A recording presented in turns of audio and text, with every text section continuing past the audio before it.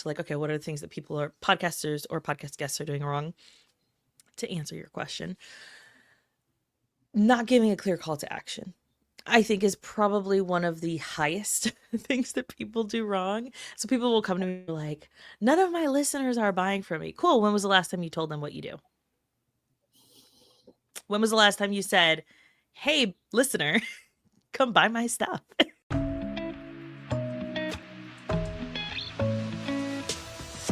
Hey, I'm Tine, your pivot and pay strategist. I help Black women double their income by leveraging their existing skills. I am all about getting Black women paid, whether you're an employee or a business owner. And you're listening to the Getting Black Women Paid podcast. Let's go.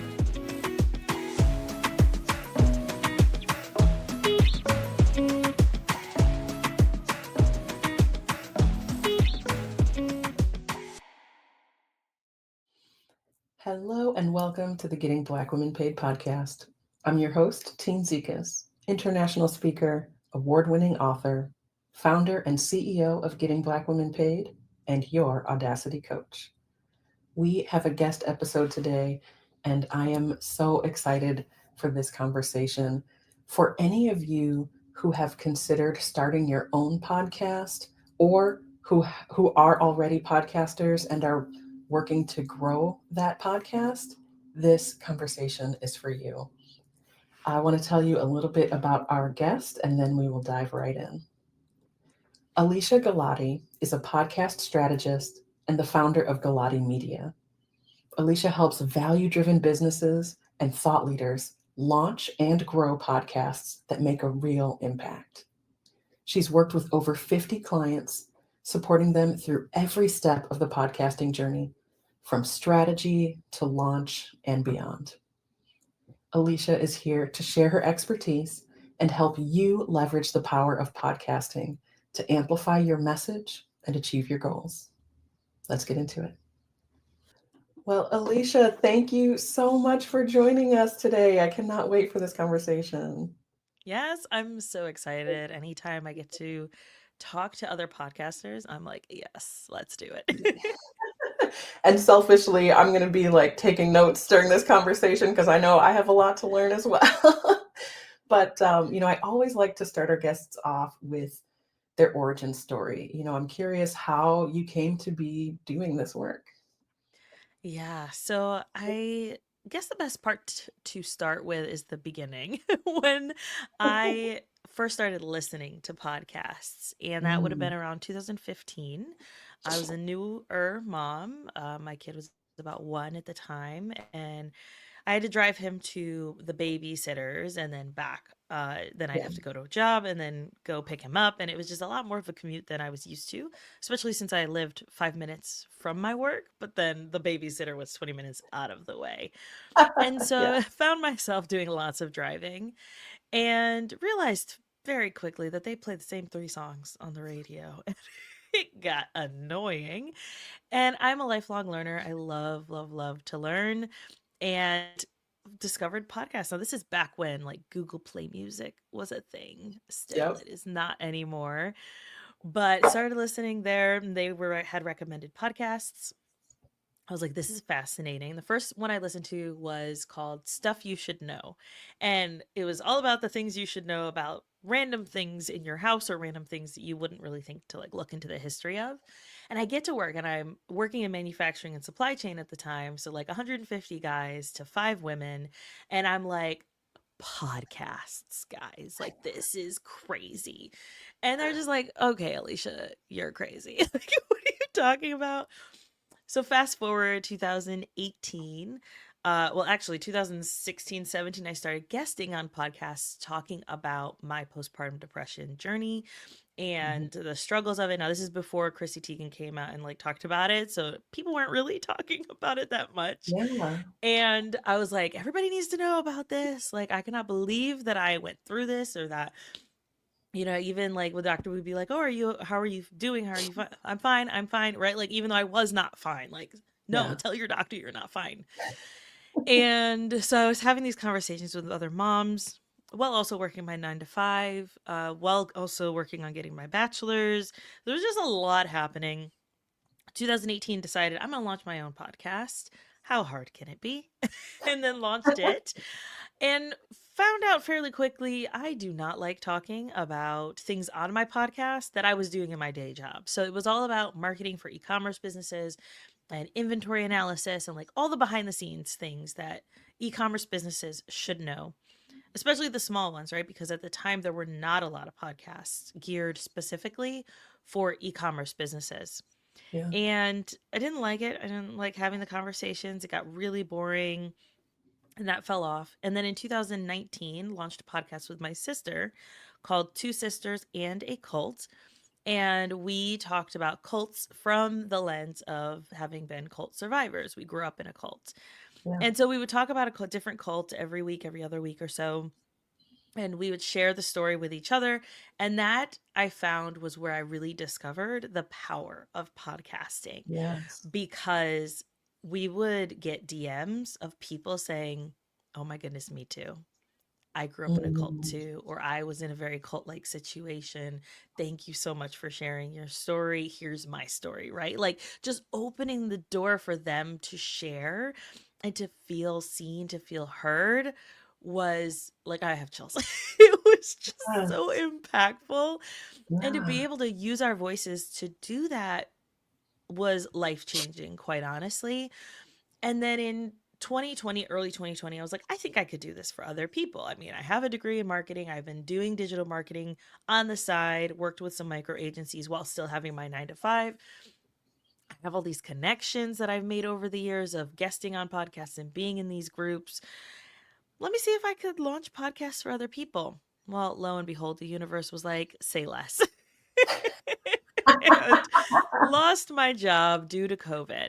And I am the Yep. sole financial provider for my family. My husband is a stay at home dad. He homeschools our kids. Like, that is his thing, and he gets tons of fulfillment from it. I could never, like, at Right. all.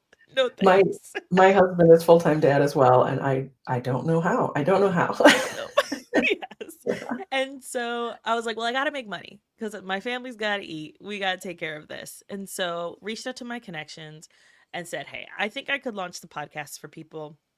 Does anyone want to do it with me? Here's the price, here it would look like, here's the timeline, etc. That person who said yes is still with me today, which is wild. We're still Amazing, I working love together. that. I know. And so, yeah, since then, we have launched over 20 podcasts, work with over 50 podcasters on their podcasts, and we produce anywhere from 10 to 15 weekly shows, depending on the time of year, who's on, who's off, if they're weekly, bi-weekly, etc. But Yeah. it's me and two other women, all based in the US.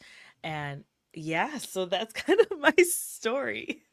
Oh, that's amazing, and I love how, you're not only educating people on, things that maybe, they haven't had experience with, but just the idea of so many people getting to realize they're not alone in what they're going through, whether that's talking about the postpartum stuff, surviving a cult, like, that is such a lonely experience.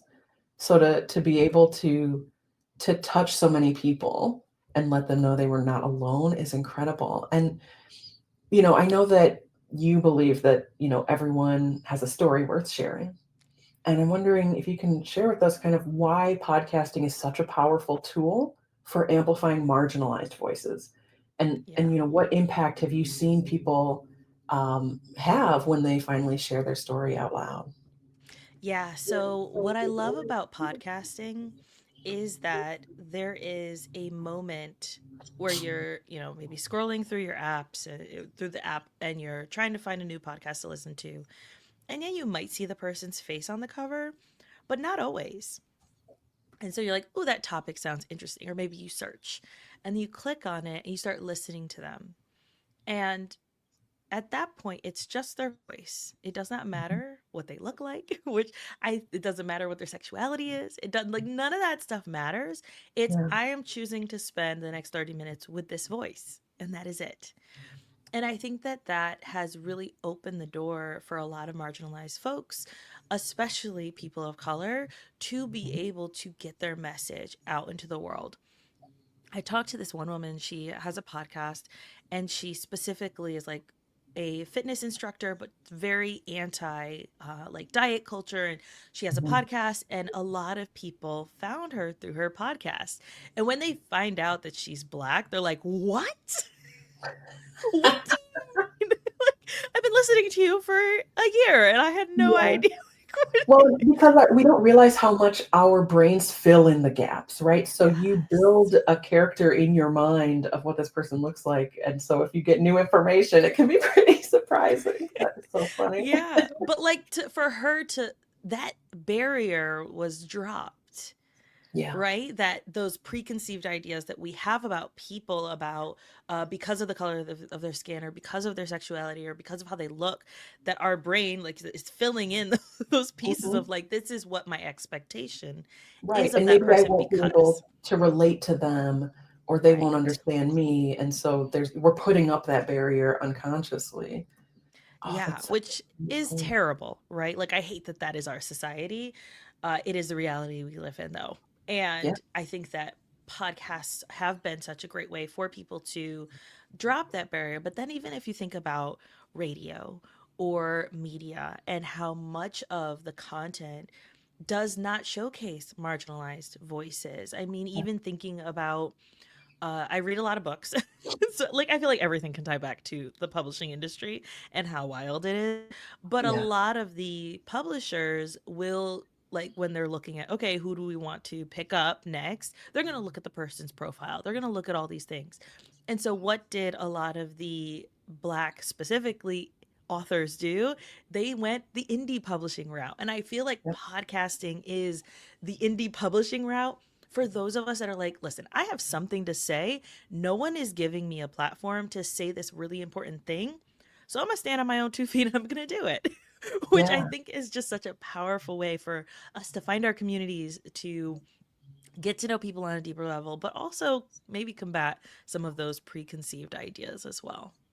Oh, absolutely, and I think you're right about that it is kind of the indie publishing route, but I think because of that, some of us end up with the misconception that podcasting is really just hitting record and uploading, right? But you also emphasize strategy. I mean, it is, right? That can be. You could have a podcast that nobody listens to, that's fine. Right. But you really emphasize strategy, and I'm wondering, what does a podcast strategy really look like, and why is it so important? Yeah. So when we're launching someone, we start at the very beginning with that market research. And I think that that just has to do with like my degree in marketing of being like, nope, let's look at the market research. Let's see what the data tells us. Like, give us information. And then we make decisions based off that information, not off of our feelings. Okay. And thank you. Right. Because if that were the case, no one would be doing this because it is a lot of work. And we would be like, I'm giving up. That's it. But when you see the downloads, you're like, okay, I don't need to give up just yet. And so the first thing we do is that market research, and we look at clarifying your audience, clarifying your message, making sure that it is a viable podcast, right? Like sometimes a podcast is not the right avenue for someone, and that's okay. Sometimes that's not the right route for someone. And so identifying that early on is really important.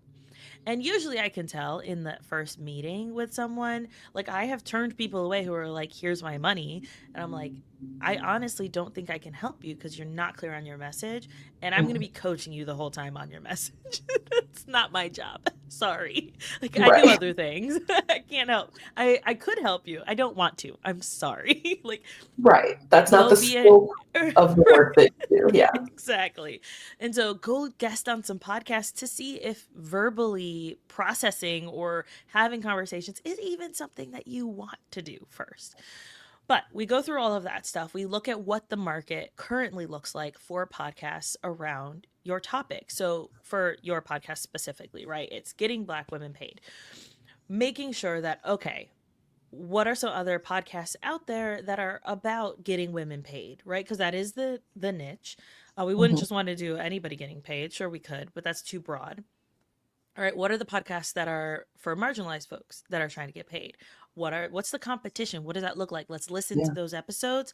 And then, especially because my clients don't want to listen to their competition, right? Like, let's remove that from them. So we Yeah. listen to the episodes, and then we determine, okay, here's kind of what they're saying, here's their take. Here are ways that you can differentiate yourself. Here are ways that you can show up very differently. Here are conversations you can have that are going to hit home, that are still in alignment with what you're trying to achieve, but are still a need in the industry, right? And so, like, kind Yeah. of bringing it all together with a strategy that makes sense for the person. And then throughout, so we've launched, cool, hoorah. Throughout that, your goal as a podcaster is going to change constantly.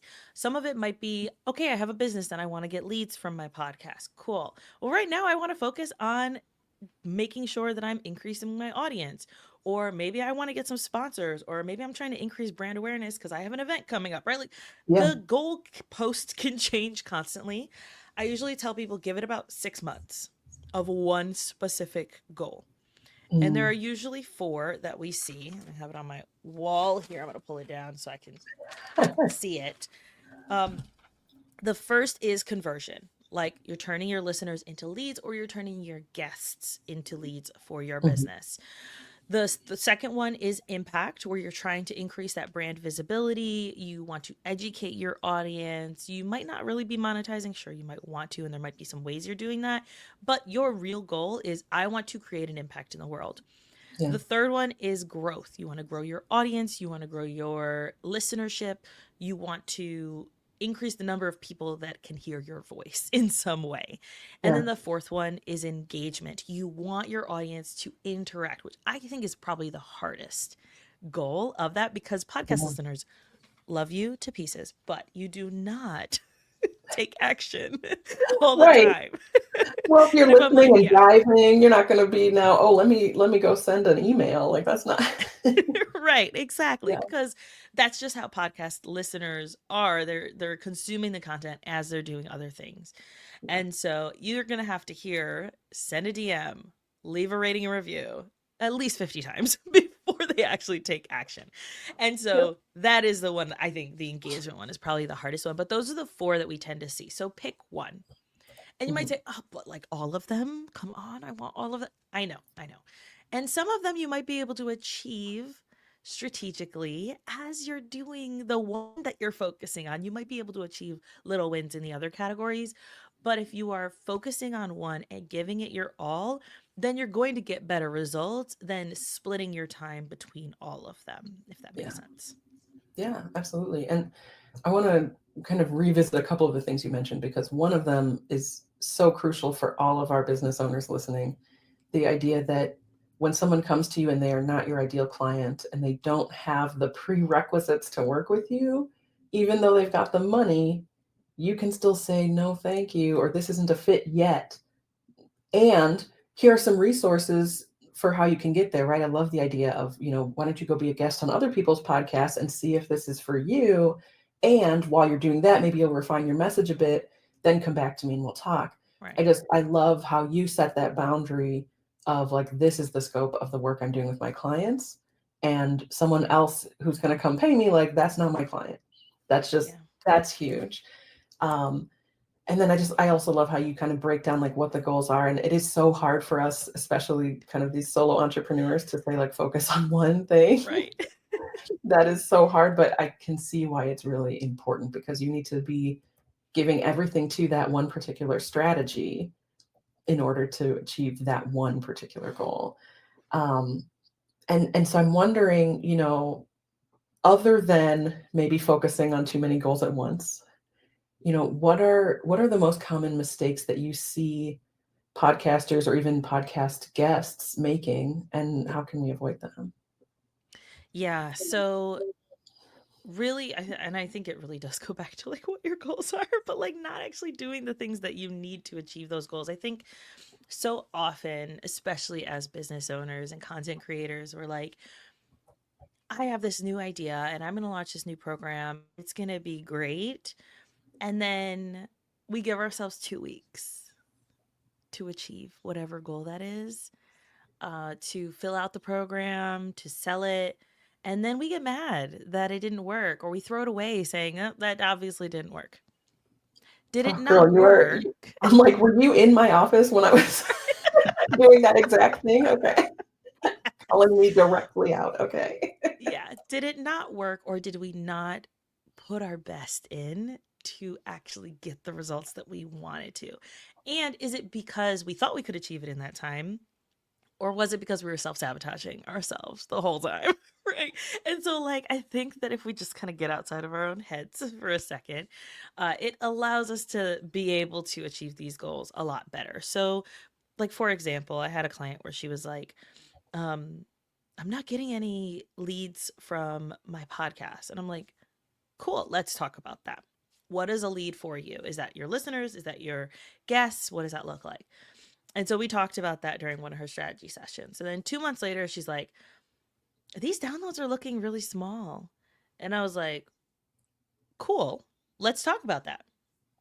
2 months ago, you said that you wanted to turn your guests into connection collaborators or clients. How is that going? Because the number of downloads does not matter if your goal is to turn the guest Yeah. into a connection, a collaborator, or client. So which one is it? Because we Mm. we really have to get clear. And so I think that's one thing. And then not giving your going back to like, okay, what are the things that people are podcasters or podcast guests are doing wrong? To answer your question, not giving a clear call to action, I think, is probably one of the highest things that people do wrong. So people will come to me like, none of my listeners are buying from me. Cool. When was the last time you told them what you do? When was the last time you said, hey, listener, come buy my stuff? All Yeah. right. So let's go ahead and address that in the next 5 episodes that you have. I want 3 of them to have a direct call to action to one of your products or services. There you go. Easy peasy. And Yeah. then we can talk about no one's buying your stuff, because then we can dig a little deeper into, all right, what calls to actions are you using that are aligned? Are they aligned with the content within the episode? Do you want to instead go to more dynamic content? So one of our clients, they're actually shifting to this, where they're going to have 3 different and when I say dynamic, I mean it'll go into every single episode they've ever produced, where if someone's listening to episode 2, they'll get the same ad as episode 152. Gotcha. That's what I Yeah. mean by dynamic. So for people who are like, wait a minute, what do you mean? And Yeah. so we're going to have 3 rotating ads within the podcast. One is for her freebie. One is for her low ticket offer, which is like a one-off strategy session, and then the other one is for her coaching, her like one-on-one higher ticket thing. And Hmm. so that way it alternates, where people are going to hear about the things that she has to offer in every single episode. And it doesn't Yeah. matter which one they're listening to, they're going to get served one of those 3 ads. And so, Mm. like, you got to get strategic with it. Like, going back to, okay, they don't have that call to action. If you're a guest on someone's podcast and you are trying to grow your own audience, and this is where I think like it keeps going back to like, what are your goals? Okay, I want to Yeah. grow my podcast. Cool. I'm a guest on someone else's podcast. What call to action are you giving them? Are you telling them to go to your Instagram? They're not going to go to your Instagram and then go to your podcast. Instead, reach the podcast listeners right where they are and say, hey, you're listening to this podcast on your podcast app or on YouTube or wherever. If you like what I had to say today, please go check out my podcast. This is the title. And Yeah. because you know that they're already podcast listeners, they're more likely to take that action, which then increases your download numbers, right? And so, like, it all ties into back to Yeah. the goals. What is the goal that you're trying to achieve? Okay, then we can start taking those actions to actually achieve those goals. But the common mistake is that you're not clear on that one goal. And so then you're making these other mistakes along the way that are not going to help you with growing whatever it is that you're trying to grow in whatever way. Yeah, absolutely.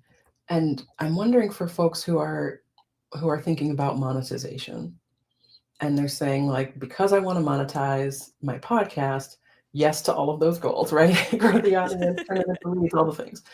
But for folks who are thinking about monetization, I'm wondering, what's the smartest way to start aligning their podcast so that they can be focused on both income and impact?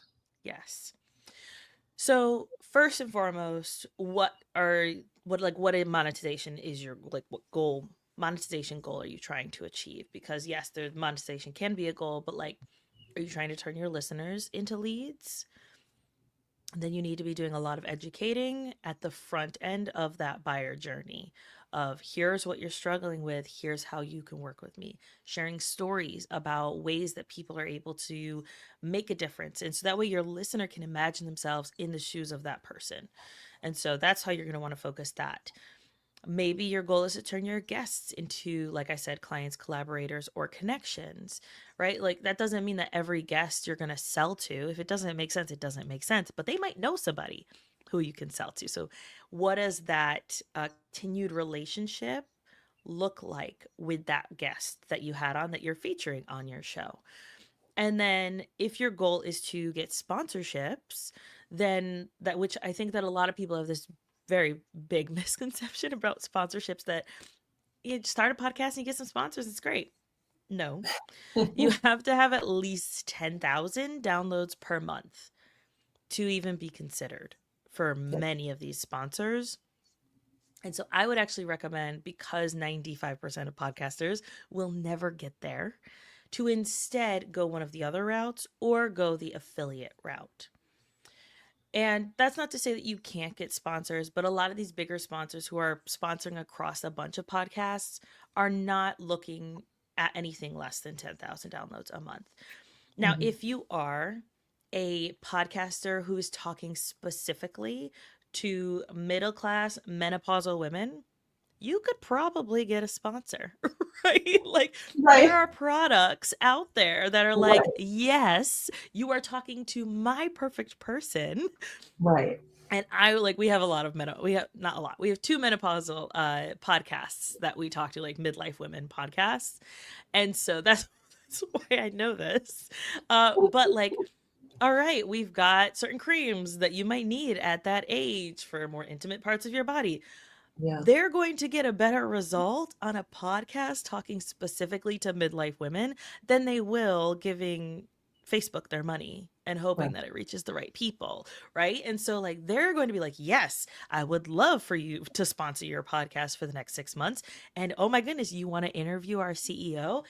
Absolutely. Oh, you Yeah. want a coupon code for your listeners? Here's 10% off our, like, Yeah. those are the kinds of affiliate or sponsorship relationships that you're going to want to look for when, especially if you are very clear on your audience, you're very clear on who they are, what their needs are, and then you can then serve them in a positive way and talk about the products that you actually know and like. And so that's why I recommend going more of the affiliate route, Mhm. but you can build on that with sponsorships to say, look, I'm sold X amount, you should sponsor my podcast, because then you'll be the only product that I'm talking about here. Right. And I think that businesses 5 years ago, they probably weren't, not probably, they were not putting as many sponsorship dollars into podcasts as they are now. And a Sure. lot of these businesses are looking for more niche podcasts to spend their money on, because they know that the marketing works, because these listeners know, like, and trust the person who's talking, which is Yeah. why, I think TikTok Shop does so well, is because it's these people who are like, look, I tried this new makeup routine. Here's the products I was using. Here's how you can buy them. And I mean, I had a friend. She is like all into Disney, and she has this like short skirt combo thing that she's constantly talking about. She wears to Disney, and she's got her bunny ears, not bunny ears, the Mickey ears, and like the whole get up. Yeah. And she's got this skirt short thing. Like, it's shorts underneath and a skirt outside. Yeah. Yeah. And she has this in like 15 different colors, like all the colors possible she has. So she's got pictures and pictures. This girl, they were on sale, and she made like 2,500 bucks promoting it on TikTok because people know her, like her, and trust her, right? And she doesn't Yeah. have a huge audience, but she was able to make affiliate money. And like, those are the kinds of relationships you want to have where it makes sense and you're able to make some money from it. And yes, you're able to still grow your audience and talk about the things that you want to talk about and make the impact that you're trying to make. So, like the menopausal podcast or the midlife podcast, who is trying to empower midlife women to be able to have the information that maybe their mothers did not have, right? They're Yeah. trying to educate, they're trying to make that impact, a positive change in the world that they want to see. and also can make some money from it as well. So that's where I think that you have to just figure out which route would make the most sense for you, whether it's listeners to leads, guests into potential clients, collaborators, or connections, sponsorships if you have the ability to do so, or affiliates. Any of those are going to be really good Yeah. routes to go. Yeah. And I think so many of us think about sponsorship, but you're so right that, right, 95% of podcasters are not going to get to those numbers. And so, how crucial is it to then say, okay, well, the more I niche down on my audience, the more I can speak to maybe individual organizations that really want access to that niche. And I can be serving them at the same time that I'm recommending these products, because they are so beneficial to my listeners. I love that. That's kind of where you can kind of marry that income and impact piece. And Yeah. before we wrap up, I know that so many folks listening are just thinking, well, how do I launch or grow my own podcast? How can I learn more about you and what you do? So I'm wondering, for folks who are dying to hear more from Alesia, where can we find you? Yes. So I'm going to take my own advice. And wherever you're obviously listening to this podcast, I also have a podcast called Podcasting Unlocked, where I have twice a week episodes that go live. Tuesdays are solos, and Thursdays are guests. And it's really just to showcase that there's no one right way to podcast when I have these awesome guests on. And then Tuesdays are more educational, 20 minutes or less. Let's get to the meat of some strategies that you can implement right away.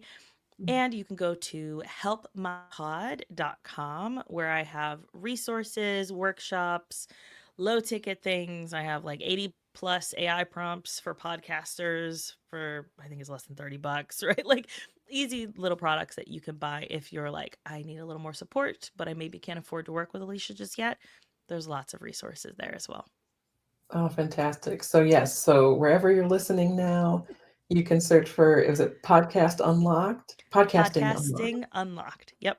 Podcasting Unlocked. And we'll also have helpmypod.com in the show notes for you to grab that. And it's also easy to remember, which is Yes. perfect. So, right, for people who are jogging while they're listening, right, I can Yep. remember helpmypod.com. That's You perfect. don't have to So thank spell you my very name. It's fine. Yeah, exactly. So you're living the example. Yes, Teen Zekas with an apostrophe. I understand that you don't always want people trying to spell the name. Yeah.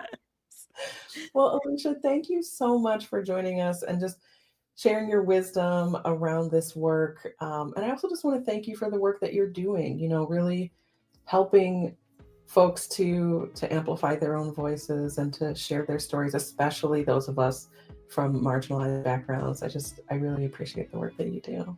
Yes, thank you. I appreciate you for having me on the show and giving me the space to talk. Absolutely. All right. And thank you all for listening with us today. And we will see you in the next one. Hey, thanks for watching the Getting Black Women Paid podcast. If you enjoyed the conversation, make sure you like and subscribe. And remember to hit the notification bell so you can catch more episodes like this one. And join the conversation by leaving a comment below. Be sure to share this channel with the incredible Black women in your life so we can continue getting Black women paid. All right, we'll see you in the next one.